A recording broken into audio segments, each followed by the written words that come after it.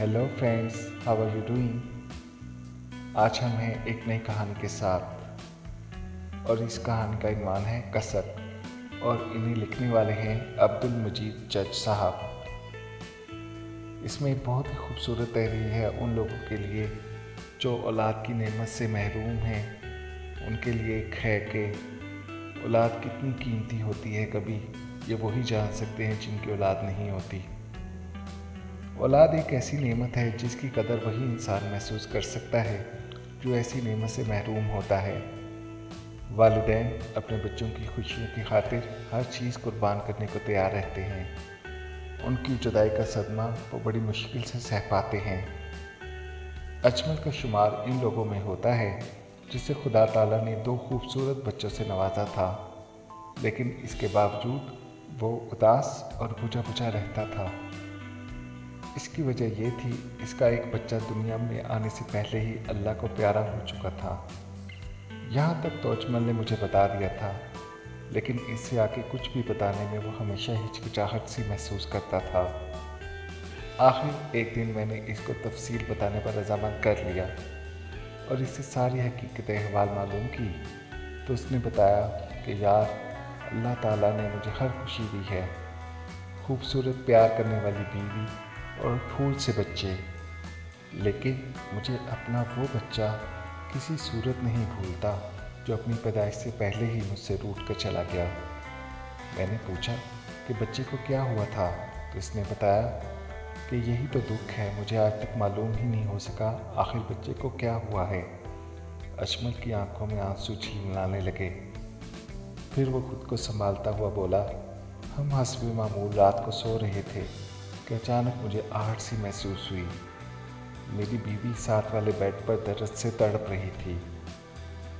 मैं किसी किस्म का ख़तरा मोल नहीं लेना चाहता था, लिहाजा मैं उसे फौरी तौर पर अस्पताल ले गया। मैं इसकी हालत देखकर नहायत परेशान हुआ, लेकिन वो संभल गई और कहने लगी कि अब वो कुछ बेहतर महसूस कर रही है और अब आधी रात को हम क्या कर सकते हैं। बेहतर यही था कि सुबह का इंतज़ार किया जाता। अलग सुबह हम मुकामी अस्पताल पहुँचे तो मैं दिल ही दिल में डर रहा था और दुआ कर रहा था कि खुदा करे हमारा बच्चा तंदुरुस्त हो। जब मिडवाइफ, जिसे हम दूसरी ज़ुबान में दाई भी कहते हैं, ने मुआयना किया तो इसने बताया कि बच्चे की दिल की धड़कन काम नहीं कर रही। चुनाचा मैंने अपनी बीवी का अल्ट्रासाउंड करवाया और मेरा डर हकीकत बनकर मेरे सामने था। मैंने मॉनिटर में अपने बच्चे की छवि देखी, जिसका नाम मैं पहले ही खुर्रम रख चुका था। डॉक्टर ने आखिरकार कह ही दिया कि मुझे अफसोस है, मैं आपके बच्चे को नहीं बचा सका। मैं बच्चे की सांस बहाल करने की कोशिश में नाकाम हो गया हूँ। ये सुनते ही कमरे में सकूत तारी हो गया। मेरी आंखों से आंसू चोरी हो गए, जबकि मेरी बीवी रुबीना सिसकियाँ लेने लगी। मैं भी खुद पर काबू ना पा सका। हम दोनों अपने बच्चे को खोकर नहायत गमज़दा थे। डॉक्टर ने बताया कि रुबीना को अभी अस्पताल में ही रखा जाएगा और 4 दिन बाद बच्चे की वलादत होगी, तब तक इन्हें यहीं रखा जाएगा। मेरी ख्वाहिश थी कि मैं अपनी बीवी के पास ठहरूं, लेकिन डॉक्टर ने इसकी इजाज़त ना दी। चंद दिन इसी तरह सिसकते और रोते हुए गुजर गए। जुबैदा भी अस्पताल से फारिग होकर घर आ गई। मेरी बीवी ने आने वाले मेहमान के लिए नहायत खूबसूरत कपड़े और खिलौने तैयार करके अलमारी भर रखी थी। वो एक एक चीज़ को उठाकर चूमती और आंसू बहाती। बड़े बेटे साकिब ने पूछा कि ये किसकी चीज़ें हैं, तो उसे ये कहकर टाल दिया कि तुम्हारे छोटे भाई की हैं। इस वक्त मैं ही जानता हूँ कि मुझ पर क्या बीती। तल्ख यादों को भुलाने में कुछ वक्त तो लगता है।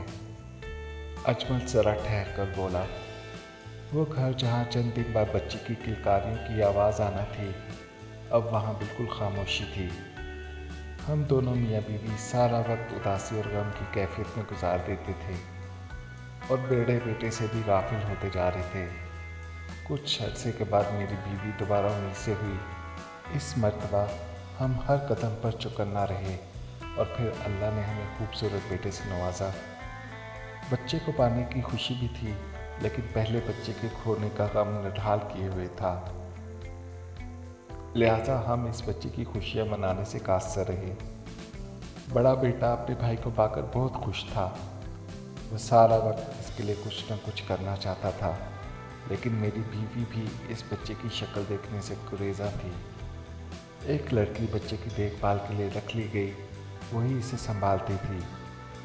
मैंने अजमल की सारी बातें गौर से सुनी और इसे समझाया कि तुम जो कुछ कर रहे हो इस नए आने वाले बच्चे के साथ नाइंसाफ़ी है। ये भी तो सोचो, अल्लाह ताला ने अगर तुमसे कोई चीज़ छीनी है तो इसका बदल भी तो दिया है। तुम यही समझो कि खुदा ताला ने तुम्हें वही बेटा दे दिया है जो तुमसे दूर चला गया था, लेकिन दिल है कि मानता नहीं कि मज़दाक अजमल पर किसी बात का असर नहीं हो रहा था। दिन महीनों में बदल गए और अजमल का बेटा चलना सीख गया। एक दिन मैं अजमल के घर गया तो दोनों बच्चे लॉन में खेल रहे थे। एकदम छोटा बच्चा भाई का ताक़ुब करते हुए गिर पड़ा और मुलाजमा भागी भागी आई, लेकिन बच्चे की माँ टस से मस ना हुई। मैं ये देखकर सोचने लगा कि आखिर इतनी भी बेहसी क्या जो माँ को बच्चे की परवाह ही नहीं। माना कि इन्होंने पहले एक बच्चे खोया है, खुदा न ख्वास्ता अगर बड़े को कुछ हो जाता तो क्या होता। अजमल को मैंने दोबारा यही बात समझाई तो वो एक बार फिर से पूछ लिया, लेकिन अब की बार मैं हार मानने को तैयार नहीं था। मैंने अपनी बीवी से इस बारे में बात की कि किसी तरह रुबीना भाभी को सदमे से बाहर निकाला जाए। चुनाचा एक दिन वो इसे माहिर नफ्सियात के पास ले गई। डॉक्टर ने चंद हफ्ते रुबीना भाभी का इलाज किया तो वो काफ़ी हद तक बेहतर हो गई, और इनमें जो वाज़ेह तब्दीली आई वो ये थी कि इन्होंने कभी कभार बच्चे को देखना शुरू कर दिया।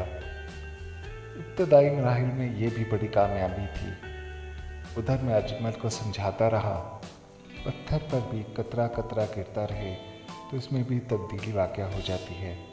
वो तो आखिर इंसान थे, और बच्चों के माँ बाप, उनमें भी आहिस्ता आहिस्ता तब्दीली आना शुरू हो गई। आहिस्ता आहिस्ता इन्होंने अपने बच्चे को प्यार और तवज्जो देना शुरू कर दी। बच्चा बहुत खूबसूरत और गोल मटोल था। एक बार देखने वाला इसे प्यार किए बिना नहीं रह सकता था। अजमल और भाभी खोए हुए बच्चे की याद तो दिल से नहीं मिटा सकते, लेकिन कुदरत का लिखा समझकर ज़रूर कबूल कर चुके हैं। मेरे कहने पर इन्होंने बच्चे को खुर्रम का नाम दिया है। खुदा करे मेरा दोस्त अपनी ज़िंदगी में हमेशा खुश व खुर्रम रहे और अल्लाह किसी को औलाद का गम न दिखाए। आमीन। तो मैं उम्मीद करता हूँ प्यारे दोस्तों, आपको ये कहानी पसंद आई होगी। तो फिर मिलते हैं नई कहानी के साथ। अल्लाह हाफिज़।